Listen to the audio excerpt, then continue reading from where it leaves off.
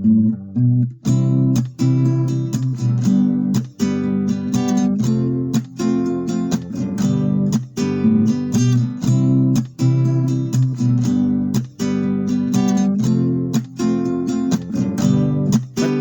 1 es un lugar para vos, mejor información, quítate el amargor, reseñas dulces que te invitan a matear. Con Mateadas Podcast, lo nuevo vas a ver, hablamos de anime, de mangas, de juegos y mucho más. Comienza Mateadas, el primer podcast otaku de Mar del Plata.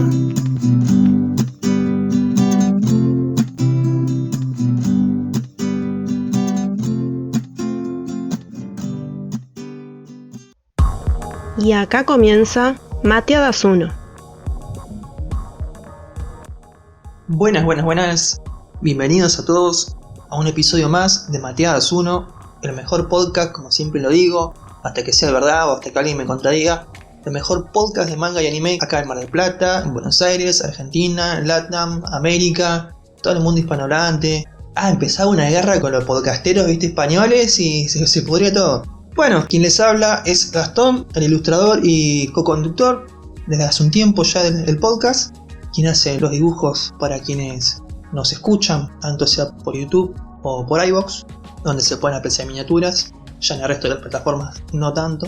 Y acá me acompaña a mi lado, como siempre, el infaltable, el alma del podcast y quien ha generado todo este proyecto y quien ha sido capaz de sostenerlo durante ya bastante tiempo, sorprendentemente. ¿Quién iba a decir que íbamos a durar tanto? Acá conmigo, el distopiano Gonzalo García.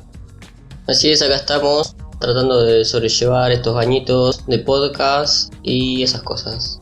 Estamos en un episodio más, así que vamos a aprovechar para hablar de lo que nos gusta y vamos a comenzar con la sección que nos permite ir abriendo el apetito de a poquito, ¿no? Que es la sección de novedades. Bueno, distopiano, ¿qué novedades nos traes esta semana? Sí, hay novedades, cuestiones para comentar y charlar, de dudosa calidad, vamos a decir, ¿no? Porque son novedades, sí, son cosas nuevas, sí. Ahora, ¿qué tanto nos importa, no? ¿Qué tanto queremos que pase, no? ¿Tenemos hype de eso? Bueno, eso ya es otro tema, no tiene nada que ver con la sección esta, digamos, ¿no? Pero se dijo al aire, digamos, ya salió para toda la comunidad de internet y todas esas cuestiones, que vuelve una serie que nunca se fue, siempre estuvo presente, pero bueno, presente de maneras dudosas y medias chotas, pero vuelve una saga clásica, muy interesante en su tiempo. Hoy en día ya van quedando algunas cositas, que es Saint Seiya, sin embargo, de la mano de otros autores, de otras personas, pero bueno, en este caso vuelve Saint Seiya en forma de spin-off. En forma de fichas. En forma de ficha. Y se va a llamar Re-Rise of Poseidon. Es decir, un nuevo spin-off que tiene que ver con toda esta parte de la saga original que tenía que ver con Poseidón. Ahora, ¿qué tan fiel a lo que fue en la saga original o en las cuestiones de Kurumada llegue a pasar acá o se siga manteniendo? Eso ya es otro tema. Acá tenemos una pequeña hipnosis de lo que va a hacer y quién la hace.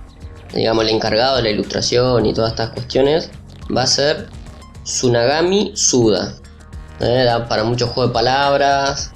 Capaz que no le interesa mucho hacerla tan fiel, digamos, ¿no? Porque por el apellido, vamos a decirlo, ¿no? Por ahí sí, efectivamente le suda. O por ahí se comprometió tanto, ¿no? Con la franquicia que sudó la gota gorda. Claro, también puede ser. ¿Qué sé yo? Demos el beneficio de la duda. Claro, pero bueno, acá está la hipnosis, no sé si hay mucho beneficio de la duda acá, porque dice que, o se trataría esta serie, digamos, este nuevo spin-off, sobre que los santos, en general, han desaparecido en la batalla con Hades, y aparece un nuevo enemigo, que es el ser sobre la tierra, todo muy metafórico, muy romántico. Y ante esta crisis, el emperador del mar, Poseidón, se despierta de nuevo. Los santos desaparecieron, vamos a suponer que están hablando de los santos que nosotros ya conocemos, los protagonistas, qué sé yo, y ahora los encargados serían no tanto Atena y todo su séquito, sino en este caso Poseidón y todo su séquito, que está en la imagen, ¿no?, de la portada y se ve más o menos a Sorrento, a todos los giles que tenía Poseidón en esa época. Acá mucho más, digamos, estilizados y más tirando para el shoujo que para el shonen, pero bueno, digamos, es lo que más o menos se viene manejando con Senseiya últimamente. Puede ser que a alguien le interese. Yo le voy a dar una oportunidad, lo voy a ver qué onda, los primeros capítulos. No sabemos si lo vamos a conversar en el podcast o no, o nos vamos a reír un poco de Helio. Pero bueno, la noticia está, va a salir algo nuevo. En septiembre ya estaría saliendo, así que prontamente vamos a tener algún que otro capítulo suelto para ver.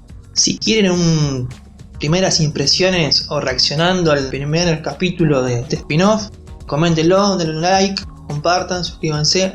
Bueno, si bien el Distopiano hizo una mención de que la calidad de las novedades o su relevancia era cuestionable, le tengo un poco de expectativas a este spin-off, porque sabemos que los spin-off suelen resultar mejores, ¿no?, y cierto contenido oficial canónico, ¿no? Cuando el encargado de dibujar y escribir es otra persona aparte de Kurumada, las cosas pueden resultar incluso más atractivas, incluso se puede desarrollar más el lore de los caballeros que lo que es en la historia oficial. Para ejemplos, nos remitimos a las precuelas que hizo el mismo Kurumada, ¿no? Episodio 0, Origin, que más que esclarecer momentos previos de la historia de Senseiya, oscurecen, entorpecen, involucionan personajes. Así que bueno, y además, ¿no?, comparando el momento cronológico en el que pareciera situarse la serie, mientras los caballeros ya no están, ¿no? Cuando dice ya no están, ¿qué intuimos? Como dijo Distopiano, los de bronce están peleando en el inframundo y seguramente los dorados ya se inmolaron contra el muro de los lamentos. Así que, bueno, tenemos ponerle un margen de 12, 24 horas para hacer este spin-off y uno piensa, ok, quizás aborden la cuestión temporal de una forma más seria que en Alma de Oro, donde de repente el eclipse que había durado unos momentos en la historia original, en la serie duraron como 3, 4, 5, no sé, una semana, el casi eclipse, y tenías a los caballeros de oro revividos por la representante de Odín, qué sé yo, o sea, con esa fumada cósmica, cualquier spin-off puede ser bien recibido, ¿no?, y presentar una historia por lo menos un poquito más satisfactoria.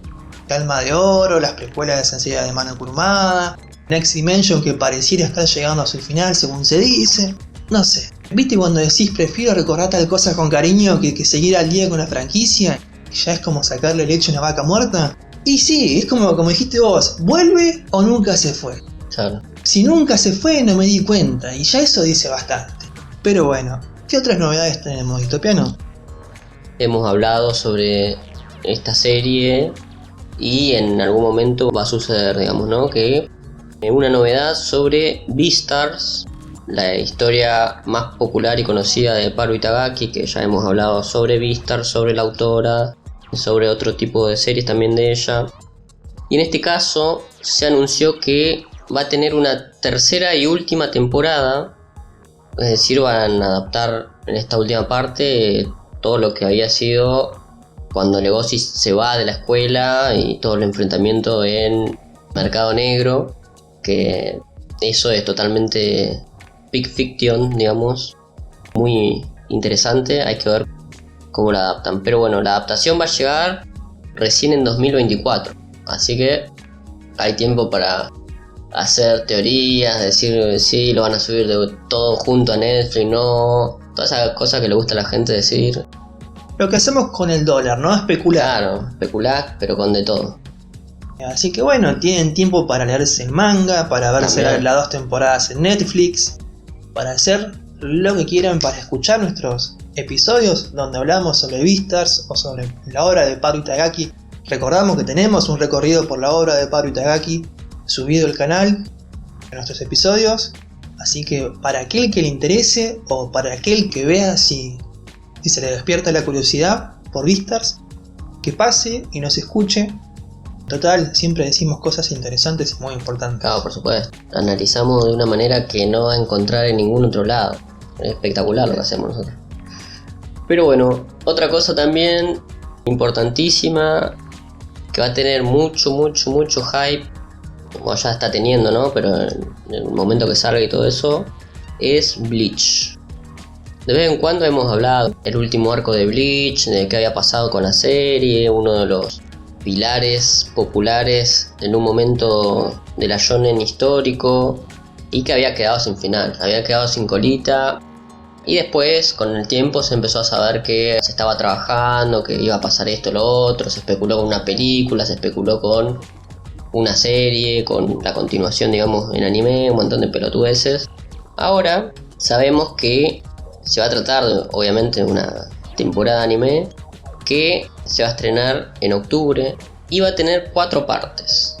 Que bueno, lo que últimamente se está manejando, ¿no? Que cada anime que sale, más que nada en las plataformas, ¿no? Más que nada en Netflix, y más que nada en alguna que otra plataforma, que se maneje con cortes de 12 capítulos.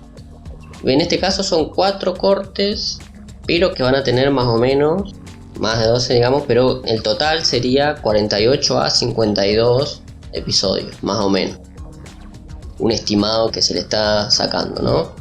Que a mí me parece bastante bien, ¿no? Porque estamos hablando únicamente de una sola saga, que si bien la saga de los Reinters, de las espadas alemanas, es bastante amplio, hay un montón de situaciones en el medio, me parece que los capítulos van a estar acorde a una adaptación lo más fiel posible, ¿no? Me parece. Sí, como para adaptar con cierta holgura, ¿no? Todo este arco. Y no sé, si especulamos, tranquilamente podemos decir, bueno, una primera tanda de episodios que aborde todo lo que es la invasión a la sociedad de almas, un segundo arco que aborde el entrenamiento, ¿no? Y las peleas que ocurren más allá de la sociedad de almas, y bueno, después un tercer arco con las revanchas, y ya el cuarto orientando hacia la batalla final. No tengo ninguna certeza, pero qué sé yo, tampoco mucho lugar a dudas, porque no es como que tengas mucho margen con el cual jugar. No sé, salvo que tiene ciertos momentos, me parecería un orden más o menos lógico. Sí.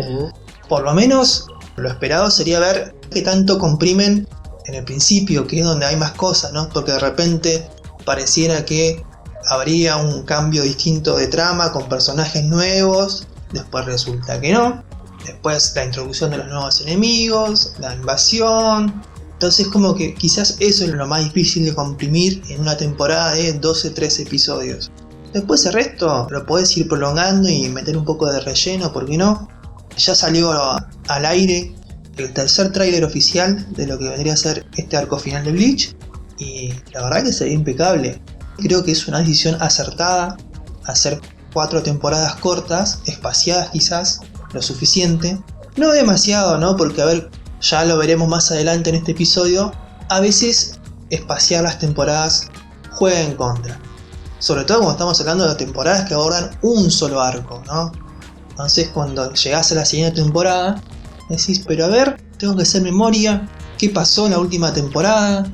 ¿Quién es este personaje? ¿Qué estaba haciendo? ¿Qué va a hacer ahora? Es mucho que recuperar, ¿viste? Ahí te viene bien te lo resumo así nomás. Pero tampoco la idea es que más o menos vos podés retener el contenido en tu cabeza y esperás un par de meses y seguís adelante. Pero bueno, veremos. Seguramente en todo caso terminará de salir todo el arco final de Bleach antes de que arranque la siguiente temporada de capítulos de Born the Witch. Lo doy ya como un hecho. Bueno, y ahora sí, dejando las novedades de lado, las que eran más o menos relevantes, las que sí eran relevantes pero van a tardar en llegar. Ahora queda como muy lejos el 2024. ¿Cuántas pandemias van a pasar en el medio? No lo sé. Y después, bueno, qué sé yo, el amigo Kubo que no hace daño a nadie. Ahora pasamos un poquito a lo que son ya las series, las reseñas. Y si bien ya ha pasado un tiempo de su estreno, que merece la pena, ¿no?, seguir difundiendo la información sobre estas series para que se vean, porque creemos que es necesario verlas. O sea, a veces no retomamos las cosas cuando pasa el hype, porque bueno, ya pasó el hype y es algo que de repente no sobrevive al hype tampoco. Entonces como que bueno, sí, había mucha expectativa, pero no terminó valiendo la pena. En este caso creemos que sí vale la pena muchísimo, y entre otras cosas es porque es accesible, está en Netflix, porque es de calidad, según quién, según nosotros por supuesto, y porque está basado en la obra de Neil Gaiman. Autor polémico si los hay, porque bueno, habrá a quien le guste, a quien no. Tenemos como punto de referencia las temporadas de American Gods, que a algunos les gustó, a otros no. Para otros la serie salió mal parada en comparación al libro. Entonces bueno, qué sé yo, ya de por sí el autor tiene unos cómics que de repente parten aguas en el mundo de la cultura friki. Y bueno, qué sé yo, acá tenemos ni más ni menos que Sandman, presentada por El Distopiano. Así es, ahí como estaba diciendo Gastón, Neil Gaiman, para hacer este cómic, primeramente, toma un personaje del mundillo más oscuro, más recóndito de ese cómic, que también tiene que ver con esos personajes que ese cómic compra a editoriales y después los deja ahí tirados, los utiliza, pero quedan por ahí relegados. Y después tenés, obviamente, gente que viene, toma esos personajes, los reinventa, los reimagina o les da otro tipo de origen o de situaciones, y los personajes se vuelven épicos, zarpados, como por ejemplo Constantine, como por ejemplo los Watchmen, ¿no? En este caso también estamos hablando de Sandman, que antes de empezar voy a decir mi opinión. En mi opinión, Gaiman le da una impronta a Sandman casi literaria al cómic, ¿no? Porque si bien el dibujo es muy caótico, es bastante oscuro en un sentido de color y también en un sentido de lo que propone en la historia y la narrativa, pero el nivel que yo le veo al cómic me parece muy similar a un nivel prácticamente literario. Ahí podríamos entrar tranquilamente en la polémica de qué es una novela gráfica, claro, qué implica ser una novela gráfica, si una novela gráfica es mejor que un cómic al uso, digamos, clásico. Bueno, ahí por lo menos podemos decir que en una novela gráfica texto e ilustración tienen una importancia compartida, están al mismo nivel y hay una retroalimentación entre ellos, ¿no? O sea, no es solamente una decisión estética el dibujo, y los diálogos tienen su peso, no son frases dichas al pasar. Entonces bueno, una novela gráfica tiene su cuota de literariedad, palabra complicada si las hay. No lo sé, por lo menos más que una novela ligera. Eso desde ya, que bueno, nos facilita de repente animes increíbles, pero las novelas ligeras, o la escritura japonesa de las novelas ligeras, no me parece para nada literario, o no me atrae para nada que caigan detalles para mí relevantes o absurdos. Pero bueno, volviendo a la cuestión, sí, el dibujo es impresionante y la historia ya es un clásico, ni siquiera de culto, ¿no? O sea, es un verdadero clásico. O sea, vos me decís tirar un par de cómics famosos que hasta el más ignorante no pueda negar su existencia, qué sé yo, Watchmen, Sandman y no sé, algún tercer cómic que sea de superhéroes, no sé, bueno, ahí ya en el tercer puesto se me ocurren muchos nombres y no quiero definir un solo puesto. Pero bueno, ponele que algún cómic superheroico, ¿no? O no, 300 ponele, ¿no? O otro cómic de Frank Miller o de Alan Moore, qué sé yo. Hay cómics que son clásicos. Frank Miller, Alan Moore, Neil Gaiman son el panteón de dioses del mundo del cómic. Después tenés otros buenos autores, Grant Morrison. Pero bueno, Stan Lee. No, o sea, Stan Lee, bueno, sí, Stan Lee claro. es una fuente inagotable, fue una fuente inagotable de imaginación y de personajes y de historias, pero tenés gente que de repente te reinventa personajes o te viene con otra narrativa, y eso no se puede discutir, ¿no? Te viene Keanu Reeves con Berserker y decís, fa, loco, me vuelve a la cabeza. Bueno, es Keanu Reeves, el chabón puede hacer todo. Bueno, entonces, más allá de que el término novela gráfica sea polémico y nos quedemos solo con idea de cómic, lo que queda en claro es que Sandman es una historia a la que no se le puede restar importancia, por lo menos en el mundo del cómic. Ya después, bueno, veremos si pasa a ser relevante o un referente en lo que es series, por más que nos guste a nosotros, por más que nos consideremos una buena serie, veremos si sobrevive al paso del tiempo. Pero por ahora está con nosotros, está en streaming, se vio la serie y acá viene la reseña. Así es, y bueno, también continúa un poquito lo que a Gaiman le encanta, que es más o menos trabajar con personajes que son como dioses, o son prácticamente dioses, ¿no? Como el caso que comentaba acá Gastón de American God, pero también Good Omens, que también es diablo y dios o un ángel, qué sé yo. Y en este caso también es sobre personajes muy similares a dioses, pero que acá se llaman eternos y representan cosas o cuestiones así media metafóricas, digamos, ¿no? En este caso el personaje principal es Sueño, pero bueno, también tiene otros nombres que son casi lo mismo, ¿no? Que es Dream o Morfeo, y es el eterno que rige los sueños y las pesadillas. Pero también tiene otros hermanos, que es por ejemplo Deseo, que es por ejemplo la muerte misma. Delirio, sí, hay en inglés por lo menos, porque muerte en inglés es death. Todos los eternos tienen un nombre con D. Pero bueno, después está la ampliación del concepto, como dijo Distopiano. Sandman, Sueño, Morfeo, rige los sueños y las pesadillas. Sí, es como que cada eterno tiene su concepto, ¿no? Bueno, tiene su forma de trabajarse. De trabajarse el concepto y de trabajarse el concepto ligado a la inmortalidad, a lo que implica ser un eterno.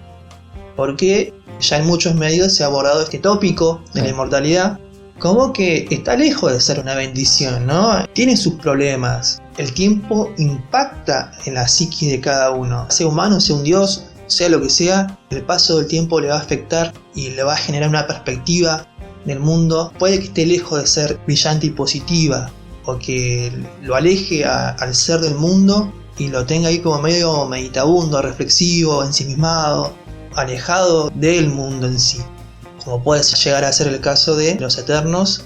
Y bueno, estas deidades que a pesar de ser inmortales también muestran, ¿no?, al regir ciertos conceptos, ciertas facetas humanas. Sí, en este caso también, digamos, vamos a contar más o menos un poquito de la trama. En un primer momento, un humano, de una u otra manera, que se explica ahí específicamente en el episodio, logra hacer una especie de gualicho, vamos a decirlo en criollo, un gualicho, y de pronto logran capturar a Morfeo, logran capturar a este eterno que rige los sueños, y lo encarcelan varias décadas. Y entonces el eterno se ausenta de todo el mundo y pasan un montón de cosas, gente que no puede dormir, gente que tiene insomnio, hay un montón de situaciones caóticas pasando, y él está preso ahí en un sótano de una persona rica y cosas por el estilo. Pasan un montón de cosas ahí, ¿no? Porque hay una secta, el episodio está bueno. Pero no me voy a centrar en eso. Después, obviamente, va con spoiler esto, ¿no? Porque Spoiler alert. Spoiler alert. voy a hablar de la situación en sí, ¿no? Así que si quieren ver para saber más o menos cómo va, pueden adelantar, ahí en la descripción van a tener algunas partes de spoilers. Pueden adelantar o atrasar o dejar en pausa, qué sé yo, ciertas cosas, porque se vienen spoilers que, bueno, no es un spoiler grande para la serie, pero puede ser un spoiler para el capítulo, porque si bien son capítulos que llevan mucha atención y un poco de misterio en el medio, entonces son cosas muy puntuales. Pero para decirlo de algún modo, Sueño logra escapar, ¿no? Porque bueno, que va a ser 11 episodios metido en un sótano, puede llegar a pasar, ¿no? Pero no es este caso, sino que está un solo episodio, muy interesante, hay que decir también, pero logra escapar con ayuda de un montón de situaciones y vuelve a su reino. Pero en su reino se encuentra con un montón de cosas, ¿no? Por un lado, los ítems los objetos que lo hace ser omnipotente, para decirlo de alguna manera, o que lo hace tener un poder sin límite, están perdidos, o los humanos lo vendieron y lo perdieron por ahí y andan por acá por allá, qué sé yo, entonces no los tiene. Y su reino, al haber estado él ausente de su reino, se cae a pedazos.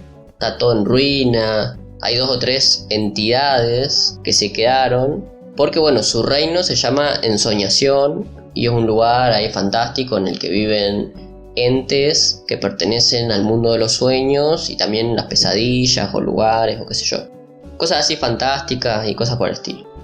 Y entonces bueno, digamos que a grandes rasgos la historia o el eje en el que va a atravesar esta serie tiene que ver con Sueño tratando de volver a recuperar su poder y también la perspectiva que tiene este Eterno de empezar a entender el mundo y empezar a entender las cuestiones humanas, ¿no? Porque al haber caído, digamos, de su asiento en un momento, como que le abrió el panorama para ver más de primera mano lo que son los humanos, ponerle. Esto ya es una lectura, ¿no? Pero más o menos eso es lo que uno al final de la temporada, con lo que se queda, digamos, ¿no?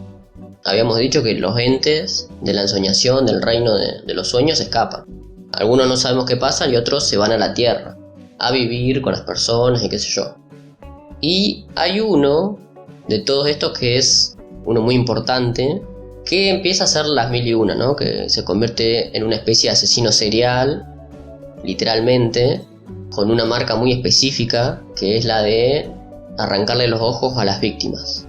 Y bueno, a lo largo de todos estos años que Sueño había estado preso y qué sé yo, el chabón se hizo toda una fama de asesino serial muy importante, digamos, que más adelante en algunos capítulos, o los últimos capítulos, va a una convención de asesinos seriales, que bueno, pasan un montón de cosas ahí también interesantes. Y bueno, nada, la historia va de eso, va de Sueño, un Eterno que busca por un lado recuperar sus poderes, recuperar sus reinos y también recuperar esos entes que servían a él, digamos, ¿no? Sus, por decirlo de alguna manera, lacayos o súbditos, vasallos que tenía en su reino. Pero bueno, eso sería el macro. Pero ahora también hay que decir que, como en los cómics, esta serie también adapta capítulos autoconclusivos, que para mí como espectador me resultaron mucho más interesantes que los capítulos que estaban construyendo, digamos, el esqueleto de la serie, ¿no? Porque a mí me interesaron 3 personalmente. El primero, que más o menos está bueno, es el capítulo 3, que se llama Sueña conmigo, que aparece Johanna Constantine. O sea, una Constantine que no se sabe bien el parentesco, porque después también aparecen en un momento del pasado, digamos en un flashback, aparece otra Constantine ahí dando vueltas de la familia, digamos, de John. Muy interesante, ¿no? Pero como que no se aborda bien en decir qué está pasando, ¿no? Como que no sabes si es la hija, es la tía, es la abuela, es un genderbender, por decirlo de alguna manera. Pero a mí me parece que ese episodio está muy bueno. O sea, si hubieran seguido con esa dupla, digamos, con Johanna, podrían haber sacado otra serie paralela solamente contando cosas entre Sueño y Constantine. Muy interesante, o sea, se hubiera aprovechado de maneras espectaculares. Pero bueno, va a otra cosa, o quiere una información para saber dónde está su bolsa de arena y qué sé yo, qué sé cuánto. Pero me parece un capítulo muy bueno por este tipo de referencias y cómo está construido, digamos, ¿no? Después, el segundo capítulo, que creo que los cinéfilos o la gente que sabe de la cosa puede coincidir que es una gran historia y un gran capítulo, es el capítulo 5, que es, en inglés es 24/7, y que es solamente en una cafetería. Todo transcurre en que aparece un humano con un poder específico, muy específico, y va a una cafetería. Y el capítulo solo se trata de esa persona sentado en esa cafetería y viendo cómo entran personas, clientes a la cafetería. Se empieza alrededor de él a contar historias de cada uno de esos personajes. Al principio todo bien, ¿no? Con toda la historia de... Aparece un chabón que está todo piola, una mina que tiene problemas de pareja, después aparecen otros dos chabones que son empresarios, bueno, al principio todo bien. Se empieza a conocer la historia de qué va, qué sé yo. Pero en un momento determinado se empieza todo a oscurecer, ¿no? Todo el relato de cada uno de los personajes empieza a tomar tintes mucho más oscuros y hasta desencadenar en situaciones prácticamente parecidos a películas de terror, ¿no? Porque en un momento todo se vuelve un caos y pasan un montón de situaciones, ¿no? Que a mí me parece un capítulo increíble, me parece muy superior a series, incluso a películas, incluso que hablan sobre la temática, más que nada por cómo está narrado y cómo progresivamente y de manera natural, porque uno puede decir, bueno, sabes más o menos qué va a pasar, ¿no? Porque al principio te aparece este personaje con un poder, con algo que sabes que se va a descontrolar en algún momento. Pero la situación en la que va progresando son muy naturales, así que para mí es uno de los mejores capítulos, el capítulo 5, que es de la cafetería. Pero, y ahora voy a comentar el que más me gustó de todos, que es el episodio 6, que es el sonido de sus alas. Y acá, en un primer momento, aparece Dream, digamos, haciendo un recorrido, va a buscar a su hermana, que es la muerte, y habla con ella. Y le dice, che, escuchame una cosa, esto que el otro. Y la muerte le dice, mirá, yo vivo con los humanos porque tengo empatía por los humanos. Y le empieza a explicar cosas de la humanidad y cosas sobre la humanidad y la muerte. Y es un capítulo muy reflexivo en un primer momento. Y después, en otro momento, Dead le hace acordar a Dream sobre un personaje, o sea, un recuerdo, digamos, un flashback, en el que habían ido a una época muy anterior, media primitiva, en la que entra a una taberna y escucha a un tipo hablar sobre: si yo tuviera vida eterna, haría esto, haría lo otro, estaría re bueno porque podría hacer 1.000.000 de cosas. Y Dream llega, ¿no? Dice, ¿cómo andás? Escuchame una cosa, a ver, ¿cómo es esto de si tuvieras la vida eterna, qué harías? Y el otro le dice, no, bueno, pues me parece. Y dice, bueno, nos encontramos acá dentro de, no sé, 100 años, ponele. Y dice, bueno, listo, como que cierran un trato. Y al principio el chabón ni se la cree, ¿no? Y Dream se va. Después pasan esos 100 años y se encuentran en ese lugar. Y ahí el chabón empieza, pero vos quién sos, cómo pasó esto, como que entra en una duda increíble porque el chabón está igual, conservado como estaba en ese primer momento, obviamente con otras ropas. Te das cuenta por la ropa, por los atuendos, las decoraciones del bar que han pasado, digamos, 100 años. Y Dream le dice, bueno, a ver, comentame un poco tu historia, a ver qué pasó. Y dice, no, voy a necesitar un poco más de tiempo. O sea, bueno, nos vemos dentro de 100 años más.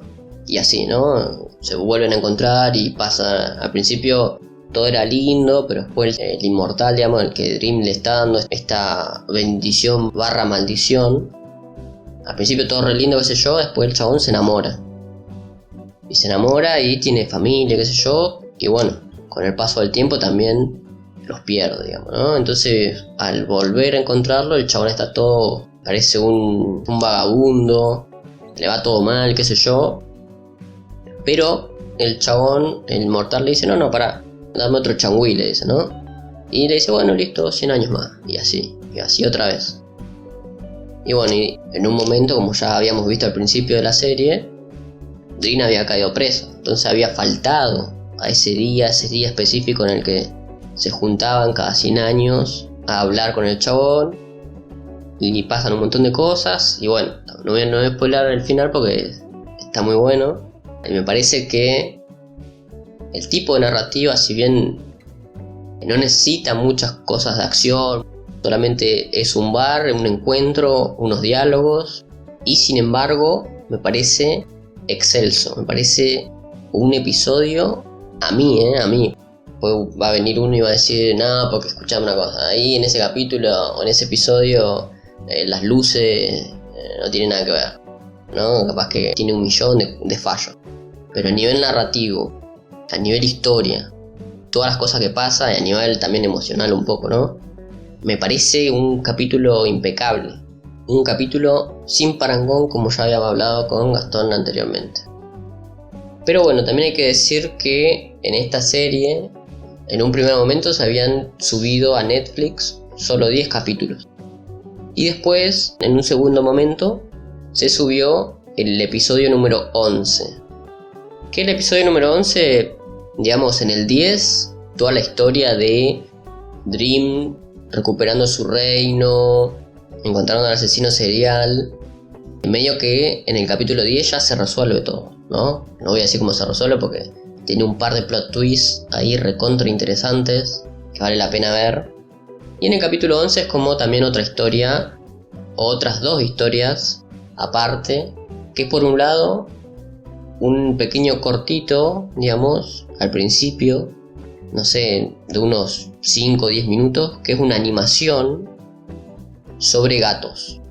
Te cuentan como una realidad paralela dentro de los sueños de los gatos, donde se confunde el sueño con la realidad, donde se confunde la psique de los gatos con la realidad misma, porque la representación de sueño también aparece como si fuera un gato dentro del sueño de los gatos, y te explica que las cuestiones de la realidad a lo mejor pueden ser cambiadas desde la concepción misma del Génesis por los sueños, como una fumada muy grosa, más de la que ya se venían tratando dentro de la serie, pero digamos la cuestión reflexiva que te deja o las cosas que te dejan para pensar es muy interesante y es un corto animado que está bueno. Y después el episodio continúa con una historia de una musa que era supuestamente antes novia de Dream y que también fue capturada, la va a buscar, bueno, pasan cosas. Ese episodio está bien, pero no me parece tan interesante. Es como un simple bonus track, digamos. Claro, o sea, se puede ver, capaz que a alguien le gustó más que a otro, ¿no? A mí me parece que está bastante bien. Eso sería todo lo que tengo que comentar. Hay un montón de otras cosas que indagan también dentro de las cuestiones universales del ser, como qué es la realidad, qué es el sueño, qué es la humanidad, qué es la muerte. Después aparece también el diablo, una lucha ahí media extraña entre los eternos, entre el diablo y sueño. También al final se deja entrever que en una segunda temporada, si es que la hubiese, podría haber un enfrentamiento entre el inframundo y qué sé yo, bueno. Hay un montón de hilos, hay un montón de situaciones interesantes que uno puede ver y quedar bastante satisfecho y conforme, porque me parece una serie recontra completa, compleja también, pero completa, y que te deja un buen sabor, digamos, ¿no? Que puede llegar a continuar como que no, pero me parece muy buena en general. En el todo, me parece una serie muy, muy buena. Bueno, como dijo Listopiano, no solamente es completa, sino que es compleja, o sea, complejeta, ¿por qué no? Y bueno, con todo lo que ya veníamos mencionando de un inicio hasta este final, tenemos conceptos que acá, bueno, podemos plantear, ¿no? ¿Existieron desde siempre o los creó el hombre a través de, entre otras cosas, el lenguaje, ¿no? Bueno, o de repente el lenguaje de los gatos, pongámosle, ¿no? O sea, es como que uno creaba una realidad, ¿no? De acuerdo a su propio discurso y a sus propios pares, ¿no? Es como que, ¿por qué flasheamos que Dios tiene forma humana? Porque bueno, nosotros somos humanos y se nos dijo que Dios creó a su hijo y al resto a su imagen y semejanza. Quizás los gatos flashean que Sueño es gato y flashean que Dios es gato, ¿viste? ¿Por qué no? Entonces esta cuestión de que el lenguaje construye. Y que es a partir de entonces de ahí donde uno saca conceptos como sueño, lo de ser inmortal, ¿no? Porque se entiende de diferentes formas de acuerdo a quien le pregunte. ¿Qué es inmortal? ¿Ser recordado para siempre? ¿Vivir para siempre? ¿Ser inmortal implica ser joven para siempre? ¿No? Porque bueno, a veces se juega con eso en otros productos, ¿no? Pedí ser inmortal, pero me olvidé de pedir la juventud eterna, ¿no? Y vas padeciendo tu deterioro físico hasta ser la nada misma, ¿no? O pedí ser, no sé, vivir para siempre, pero no pedí tener autorregeneración, ¿viste? Y vas viviendo con heridas en tu cuerpo, qué sé yo, poner como, no sé, la maldición del Perla Negra, que los tipos vivían para siempre, pero padecían sed, padecían hambre. Qué existencia de mierda, mi amigo. Entonces, bueno, tenemos este tono, como dijo Distopiano, oscuro, no solamente en su ambientación, su composición, sino en el tono narrativo, que va muy con la lógica, ¿no? De la cosmovisión de DC, que suele ser bastante oscura, bastante acomplejada, con estos seres siempre con problemas existenciales, siempre abordando el tema de la cordura y la locura, y bueno, esta cosa de muy alejada, ¿no? Casi contrapuesta con Intensamente, donde cada uno tiene su fábrica de sueños, y acá es una cuestión más universal, ¿no? El sueño rigiendo para todos, para todos, o sea, humanos y cada ser vivo. Así que bueno, véanla, veremos si termina en una sola temporada, si tiene más, si salen más episodios como el 11, ¿no? Con cortos, historias paralelas, historias secundarias, ¿por qué no? Y si no, bueno, queda ahí, ¿viste? A veces es mejor que quede cerrado a que sigan explotando la serie, ¿no? Ponerle, como decís, tiran aristas de un posible conflicto con el infierno. Y después resulta que lo abordan en la siguiente temporada y decís, y la verdad que me pareció más interesante la premisa en la primera temporada que el conflicto en sí mismo. Puede salir bien, puede venir sal. Siempre está esa posibilidad. Con esto, trayendo la actualidad de la producción de series, ¿queríamos una serie de Señor de los Anillos? Sí, y ahora que la tenemos, ¿la queríamos de verdad? Bueno, ya lo hablaremos en otro momento. Ya hablaremos de las polémicas que conlleva esta serie. Por ahora nos quedamos con que, así como está Sandman, está muy bien. Está muy bien. Así que aprovechémosla y disfrutemos. Estás escuchando Mateadas 1 Podcast, el mejor podcast para compartir con amigos y unos ricos mates. Seguinos también en Spotify y iVoox.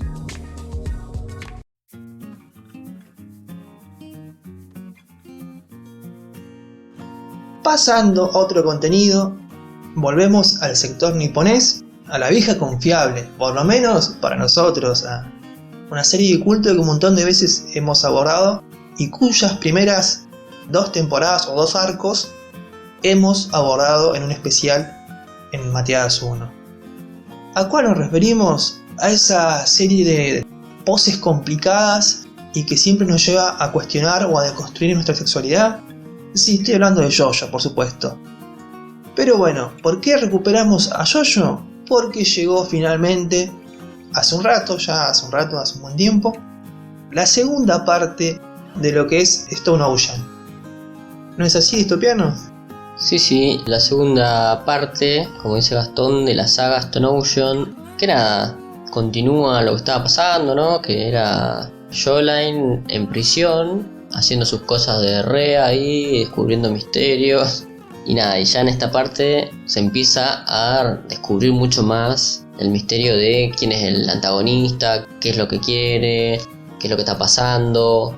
Se vuelve a ver a Dio, otro recauchuteo de Dio, pero bueno, se ve en modos de flashback, digamos, y de una mitacita de Dio que anda dando vuelta, que es un hueso. Que nada, todo ya estaba en el manga, ya está todo bastante fiel. Está muy bien la serie, ni bien la subieron a Netflix, los 12 episodios la subieron así de una, y el primer día que la subieron la vimos completa, porque nada, te va llevando, ¿no? Una cosa lleva a la otra y como que te crea una sensación de que la tenés que terminar de ver, digamos.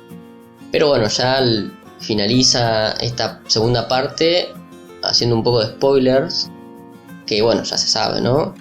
Intentando escapar de la prisión siguiendo a Pucci, que bueno, va a las coordenadas donde se encuentra el paraíso, que es el punto final de la serie, es esa, es ir a encontrar las coordenadas del paraíso y luchar finalmente contra Pucci con un stand en la hostia, repartiendo piñas hora y esas cosas, ¿no? Y nada, y se vienen cosas espectaculares, como por ejemplo el stand de Bohemian Rhapsody, que espero lo hagan como en el manga.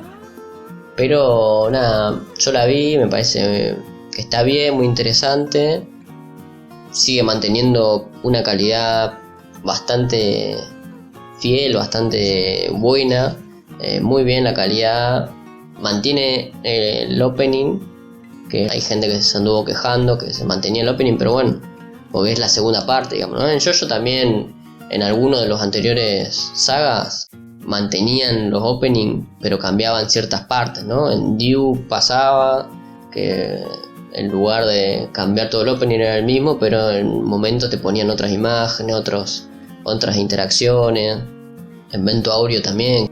Y después la polémica, que vamos a abordar así nomás, de que la gente decía que subirla de una sola tirada y no episódico, digamos, no un día a la semana, como que mataba el hype de la serie.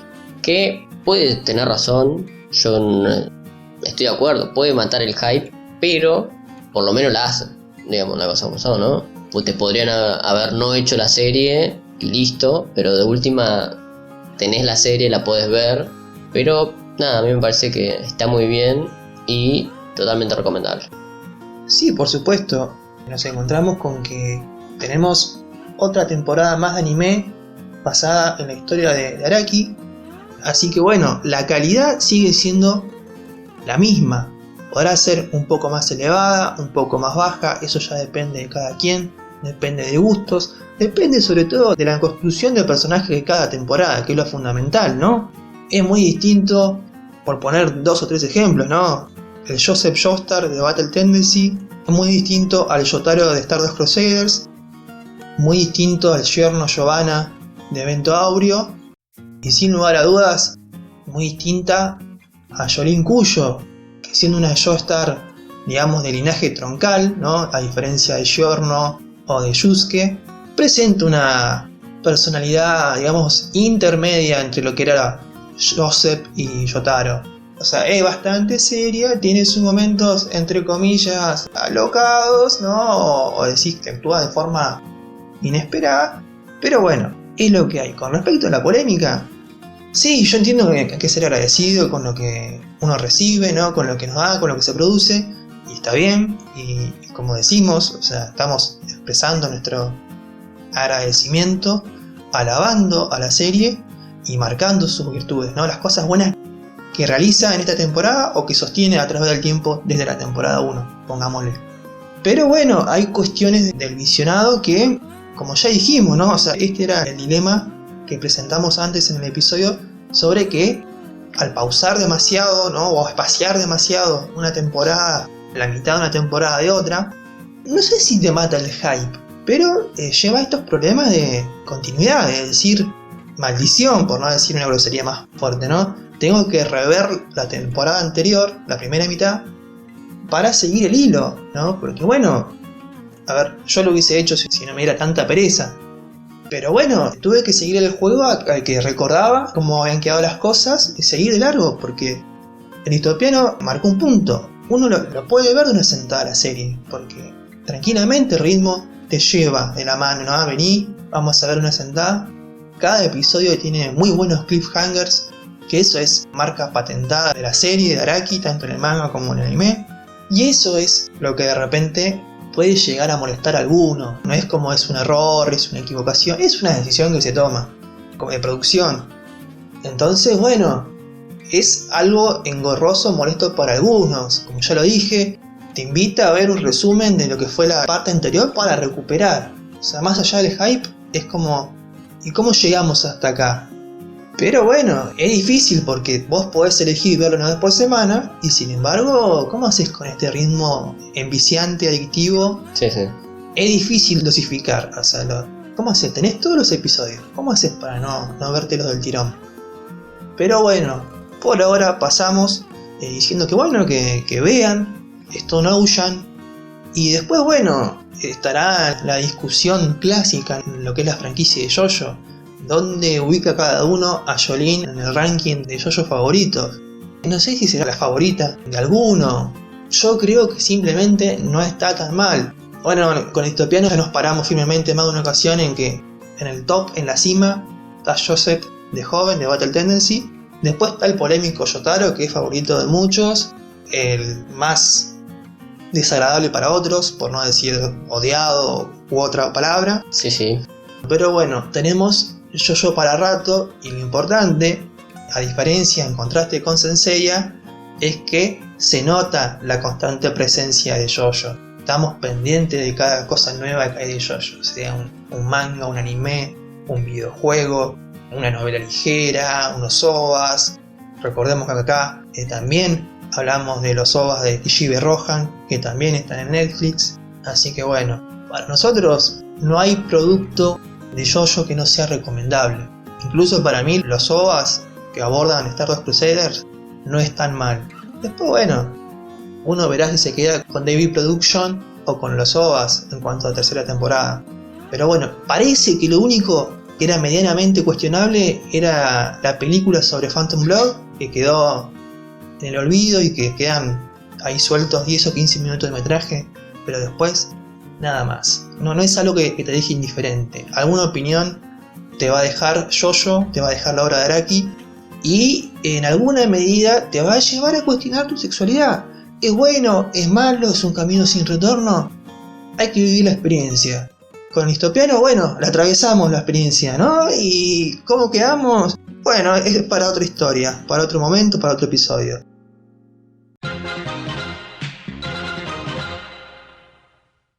Ahora pasamos a lo que es el manga, pura y exclusivamente. Seguimos en el sector niponés, pero sumergiéndonos en lo que es manga. Por ahora, quizás, si la obra se sigue publicando y sigue cosechando cierto éxito, lleguemos a una versión animada, ¿por qué no? Por supuesto, y estamos hablando de un manga que también tuvo polémicas, que también en un primer momento fue aceptado inmediatamente. Por lo menos vamos a hablar del fandom latinoamericano, que es el que más entendemos y frecuentamos. Después ya se verán otras cuestiones, pero estamos hablando de Gachiakuta. Es una historia bastante nuevita, muy reciente, recontra reciente, de un autor nuevo que es Urana Kei. Y se trata de un mangaka que fue discípulo de Atsushi Okubo, que todos conocemos, ¿no? Porque hemos hablado de Fire Force, un poquito de Soul Eater. Y nada, Urana trabajó en los últimos momentos de Fire Force, estuvo ahí. Y cuando Okubo estaba finalizando su serie, ahí nomás, cuando faltaban 5 o 6 capítulos nomás para finalizar Fire Force en manga, recomendó la obra de Urana Kei. Como no solo la recomendó como que está buena leerla, qué sé yo, sino la recomendó como un continuador de la obra de él, ¿no? Como que le daba un sello de calidad y decía que se podía ver reflejada la calidad de él acá en este nuevo manga. Entonces prontamente en internet explotó, habían salido apenas 2 capítulos, creo recordar, y estaba muy bueno. En un primer momento planteaba cosas bastante sólidas, pero no sé si fue porque había poco material o dejó de convencer por momentos, pero al mismo tiempo que subió decayó al toque y un montón de gente le hizo la cruz. Injustamente, en mi opinión, porque es un manga que tiene todos los elementos bien hechos y bien seleccionados para dar una obra o un shonen bastante interesante. Ahora, si no te gusta el estilo de dibujo, porque es bastante particular, es entendible, ¿no? Si no te gusta que una historia sea tan fantástica o tan extremista, por decirlo de alguna manera, bueno, también no te va a gustar.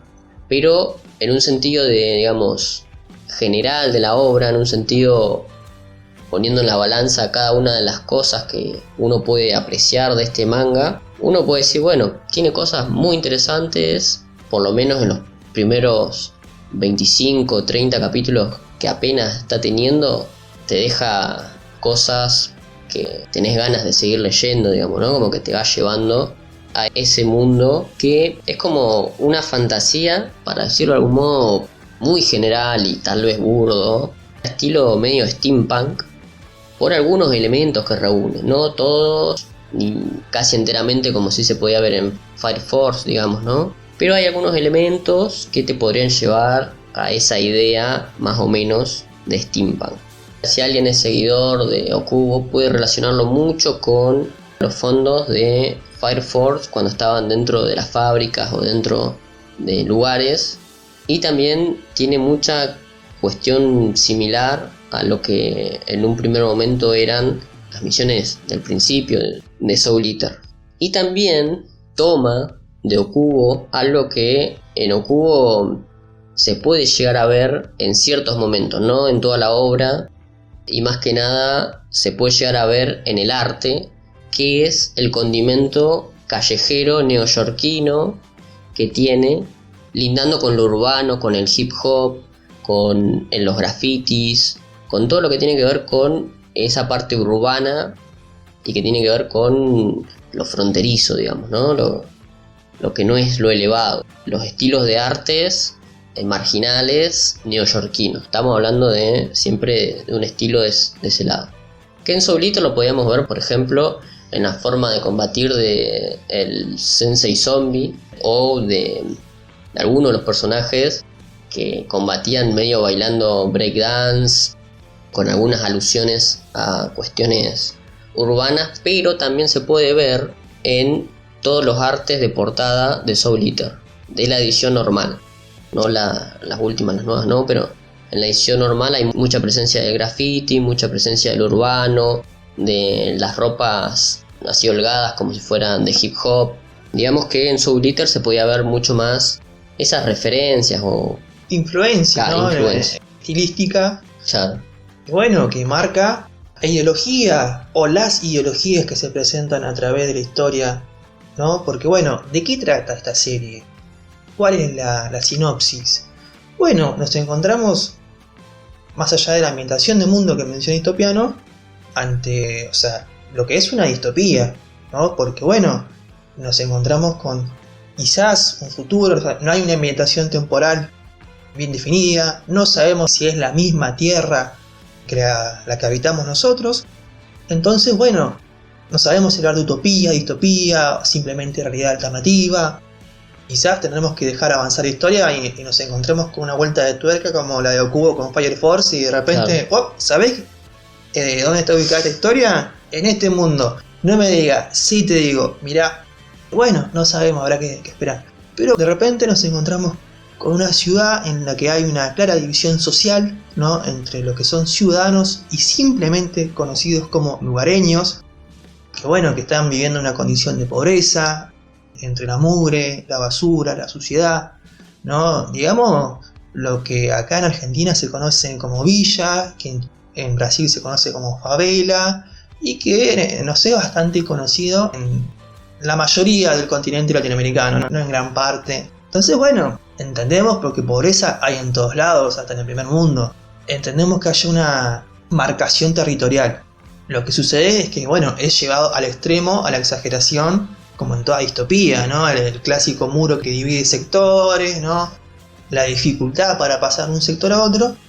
Pero bueno, cuando nos vamos acostumbrando a esta parte del lore que los ciudadanos son los ricos que viven bien y que se dan el lujo de desechar como basura cualquier cosa que ya no les sirve, a pesar de que sea algo nuevo, a pesar de que sea algo que se dañó poco, a pesar de que, no sé, sea algo que sea nuevo y que todavía sirve, pero qué sé yo, lo cambiaste por un modelo mejor.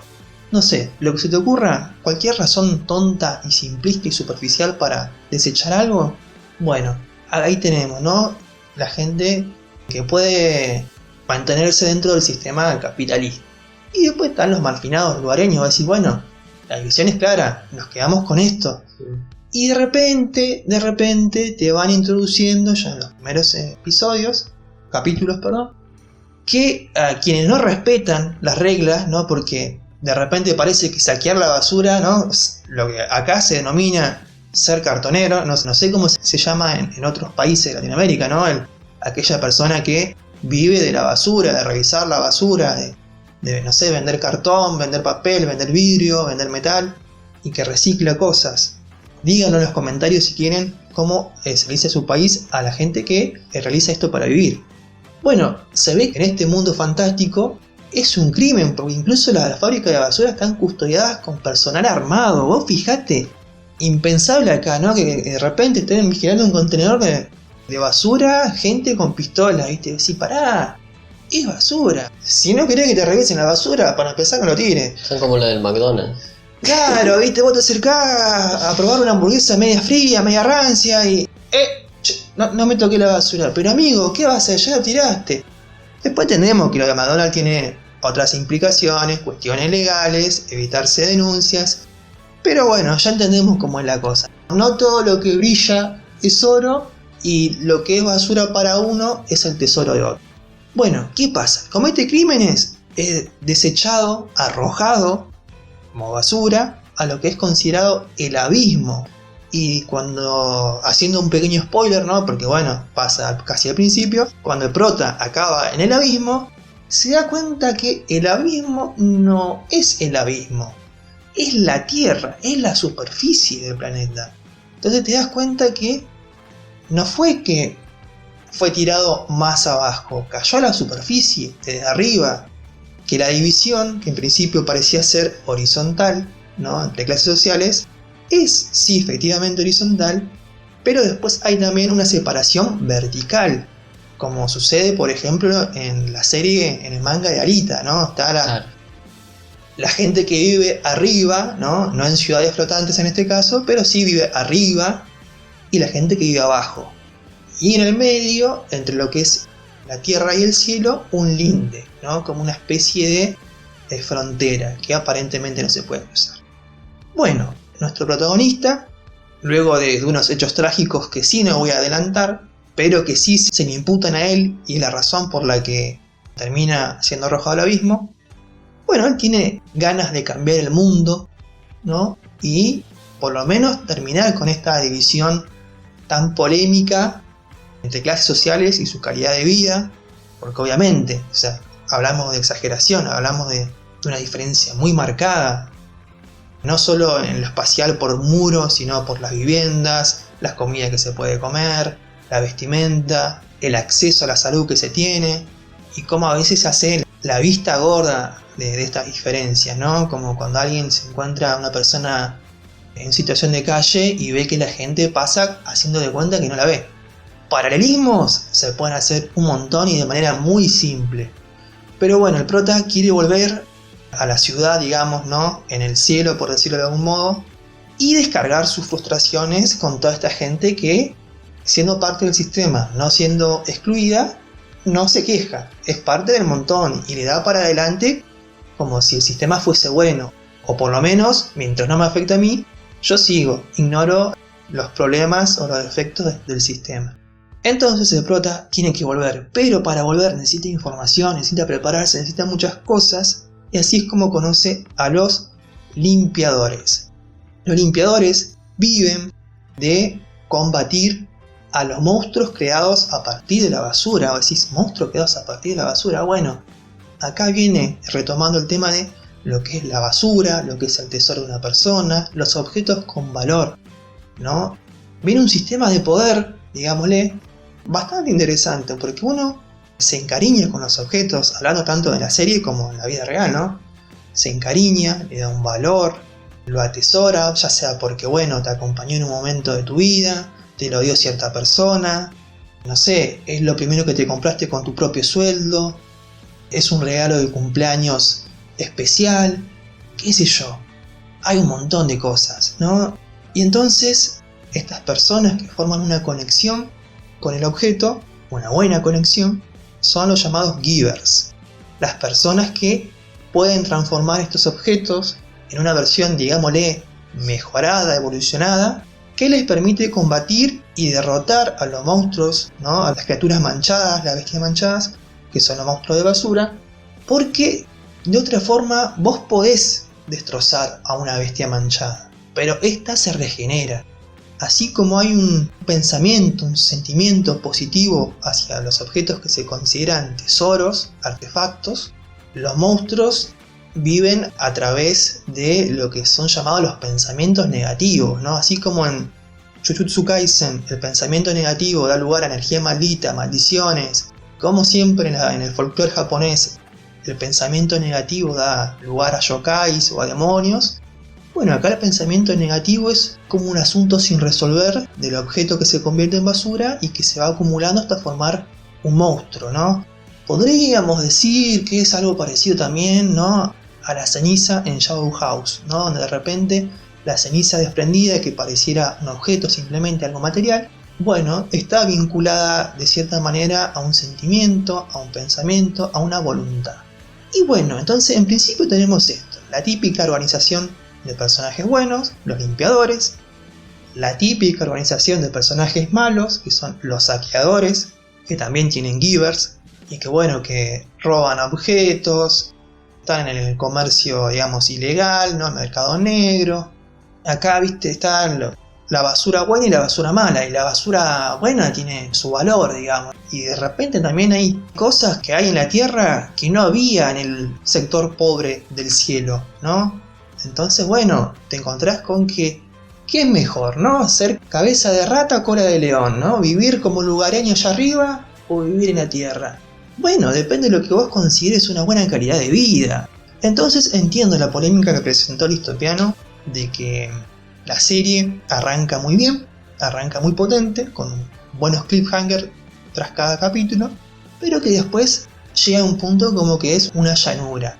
Sin ser bueno o malo, es como que llega a un lugar común de los shonen, porque más allá del lore interesante, la premisa interesante, y trabajar con una ideología que se ve reflejada tanto en lo social como el sistema de poder, tiene muchos lugares comunes típicos de un shonen clásico, genérico. Entonces, bueno, qué sé yo, ahí es donde muchos quedan frente a la encrucijada de si dar una oportunidad o soltarle la mano. Entonces, no se le puede culpar a que de repente dropeó la serie. No, por supuesto. La premisa, como dice Gastón, es simple, pero muy potente, muy potente. Y si bien hay muchísimos lugares comunes, a mí me parece que una de las principales razones de por qué continuarla es por el potencial que tiene la habilidad del prota. Porque en un primer momento el prota tiene una habilidad, ¿no? Con unos guantes logra hacer cosas, ¿no? Pero como no se sabe bien del todo cómo es su habilidad, o sea, el chabón la usa en un momento cuando está desesperado o cuando pasa una situación X. Pero después logra evolucionar o logra sacar la habilidad de manera natural o cuando él quiere, a voluntad, digamos. Y la habilidad cambia un poquito de lo que en un primer momento se creía que era, ¿no? Entonces, la habilidad que tiene realmente tiene tanto potencial, a mí me parece, ¿no? Que tiene tanto potencial que si se hace bien la historia, me parece que se puede posicionar como uno de los shonen muy populares e interesantes que pueden llegar a competir con los shonen de la Shonen Jump, digamos, ¿no? De la revista que sacan más shonen de buena calidad que hay, ¿no? Entonces me parece que el diferencial ahí en la historia es hacia dónde apuntan la habilidad del prota. Por lo menos a mí me pareció lo más rico que había. Después hay un montón de otras cosas, ¿no? Ni hablar de, digamos, cómo es que si los Giver tienen este poder, cómo es esa separación que existe entre los que viven arriba y los que viven abajo. Si tienen tanto poder, ¿por qué no suben, digamos, no? Hay un montón de situaciones que me parecen ricas y muy interesantes a detallar o a seguir viendo. Pues también hay un montón de otros usuarios que también están piola, o después se plantea la premisa del objeto heredado o cosas por el estilo que también tiene lo suyo. Pero el plot twist del prota, digamos, vale totalmente la pena. Hasta ahora. Como dijimos, acá está el tema de la ideología ligada al sistema de poder. ¿Qué pensar respecto a el uso, la conservación o el desecho de los objetos? Y el poder del prota no solo permite plantear su perspectiva, sino las perspectivas de otras personas con respecto a sus propios objetos que de repente terminan en manos del prota. Entonces estás ante una habilidad que no tiene límites, porque va a transformar cada objeto en un arma única, con una habilidad única. Es un arma sumamente versátil, ¿no? Que se adapta a las circunstancias, digamos, a la escena de combate, el campo de batalla. O no, porque bueno, también hay givers que tienen habilidades que no están vinculadas al combate. Como bueno, cierto giver que hereda un artefacto o que se dedica de repente a curar o a diseñar, a inventar. Bueno, vamos a ver que este lore de limpiadores, saqueadores, encantadores, y creo que con esto último grupo, quizás esté la respuesta de por qué los givers no salen a armar la revolución, ¿no? La gente del siglo tendrá poderes también. Queda claro que no tiene que ver con el eje moral, ¿no? La brújula moral, si uno es bueno o es malo, si uno es rico o es pobre. Tiene que ver con cómo considerar los objetos, qué valor le da. Le da un valor emocional, le da un valor práctico, los trata con cariño, los trata como mero material de consumo, lo trata como algo que tiene una vida útil, lo trata como algo que puede permanecer a través del tiempo si es que se cuida. Bueno, las perspectivas y las ideas con un objeto, porque vos decís, bueno, mira, te muestro un lápiz, ¿no? Y vos decís, es un lápiz, es para dibujar. Viene una amiga tuya y se lo pone en el pelo para sujetarse el pelo. Entonces decís, no se me ocurrió que se podía usar así en objetos. Bueno, así con un montón de cosas. Ya habló Listopiano. Tranquilamente puede competir con un shonen de la Shonen Jump. ¿Por qué? Porque el sistema de poder puede ser tan simple o tan complejo como se desee. Es versátil. Lo comparo de vuelta, ¿no? Con el tema de Jujutsu Kaisen, que también tiene un sistema complejo, con votos, con condiciones, con requerimientos. Entonces, bueno, para mí son estas series que, a pesar de tener muchas otras influencias, también tienen cierta influencia de Togashi. Y lo que yo considero que es uno de los sistemas mejores pensados, no sé si el mejor de todos, pero sí uno de los mejores pensados, como es el sistema de Nen, ¿no? Que tiene... Después podemos hablar de los hiatus, después podemos hablar de las vueltas enrevesadas en la historia, después podemos hablar de habilidades súper complejas, después podemos hablar de los stands que manejan el tiempo en JoJo, que cada vez es como más difícil entenderlo, ¿no? Yo sigo buscando videos que me expliquen la habilidad de King Crimson. Entonces, bueno, después vemos si la premisa, la idea, termina desembocando en un acierto, en un desacierto o en una ejecución pobre, por lo menos. Pero como dijo Listopiano, ya la premisa, el sistema de combate y la habilidad del prota merece la pena, merece una oportunidad, merece que la lean. La llanura, como ya dije, está en el medio de esta primera treintena de capítulos, ¿no?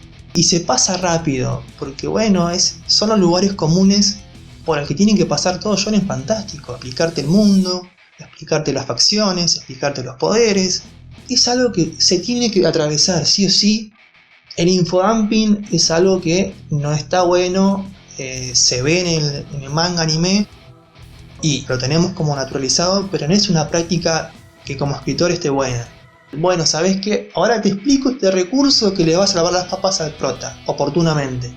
No, entonces bueno, que te expliquen el lore, pánquensela, los personajes son carismáticos, después se pone mucho más interesante a profundizar más. Así que por ahora promete y mucho. Y como mencionó Listopiano, la influencia de Okubo lleva a que el dibujo refleje muy bien lo que son las emociones de los personajes, las perspectivas de personajes, de repente donde aparecen ciertos garabatos, como que el dibujo se desdibuja, por así decirlo. Entonces entendemos la cuestión de que el personaje está perdiendo su lucidez, su cordura, o que se está desvaneciendo, perdiendo la conciencia. Y después está el tema de la oscuridad, de la suciedad, trazo sucio, oscuro, para marcar lo negativo o digamos lo maligno de cierto personaje. Y después que el lugar común también lleva a ciertos descubrimientos. A mí me gustó este personaje que de repente parece un pseudo Hisoka, ¿no? Un pseudo personaje villanesco, masoquista, que busca el placer de la batalla. No sé, para mí son muchas más sus virtudes que sus defectos.